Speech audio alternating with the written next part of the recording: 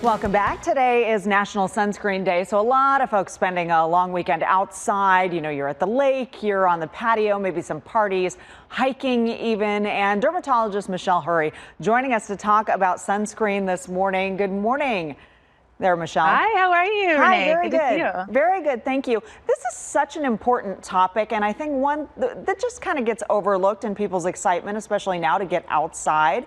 What should we be considering and remembering before we do that? Yeah, absolutely. So sunscreen is vital no matter if it's cloudy, it's sunny, it's raining. You want to pick one that has a broad spectrum protection, so SPF 30 or higher.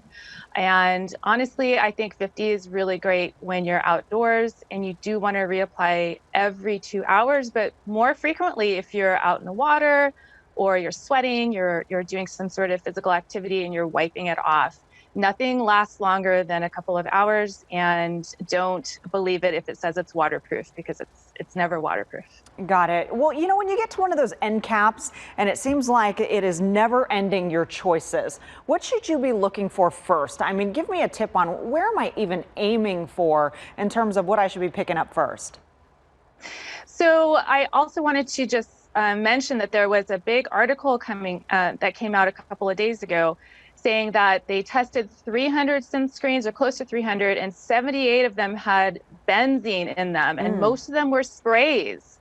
And this was a contamination issue, not like they're trying to put benzene in the sunscreen. So I actually try to steer clear of sprays anyway, because I don't think they cover that well and people aren't using them appropriately. So go out and find, again, SPF 30, 50 is really better, and try to do one that is a zinc base. So a physical blocker, not one that has long chemical names on the back of the label. So zinc oxide and titanium dioxide, and try to do one that is SPF 50 or higher.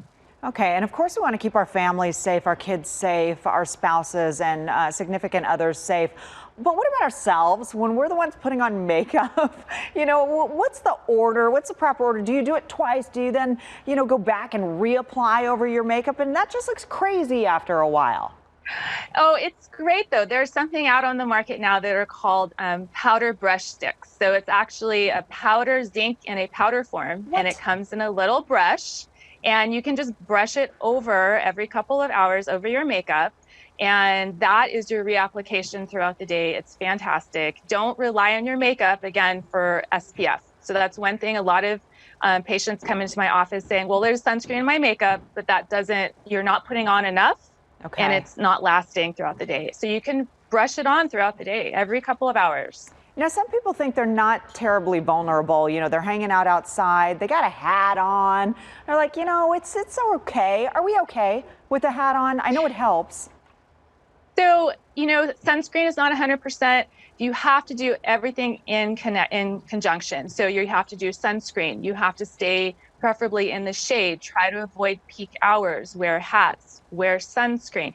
Nothing is 100% just on its own. So you really have to incorporate all these things together. Hats are great, but they're not enough. So, you know, sitting under the umbrella isn't enough at the beach because you have a lot of reflection off the sand and the water, or if you're out on the boat.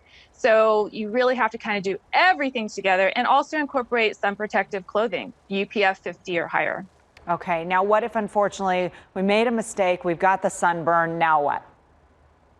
Right, so the key thing, and a lot of people don't realize this, is you need to get out of the sun. Stay out of the sun. You'd be surprised how many people will still go out in the sun. So stay out and have some sort of cooling measures, cool compress, something like that. Do not apply Vaseline within the first few hours, because Vaseline can actually keep the heat in. So if you do get a blistering sunburn a couple of days later, you can put Vaseline on, but right after the sunburn, don't apply that. And, you know, try to avoid any of the over-the-counter numbing agents that are out there. They can be very irritating. And if you can put aloe on just to make sure you don't have an allergy to it. Sometimes I think aloe from the plant is better than some of the over-the-counter formulations. And some of the over-the-counter after sun protection and aloe products were actually some of the ones that had benzene in it as well. So try to avoid just, the plant is the natural way is maybe better. Very good. Very good information. Yeah. Dermatologist Michelle Hure, thank you so much for being here with us this morning. We'll see you again. Take care. Bye-bye. Those are some great tips. The powder with the sunscreen. Celeste, did you know that?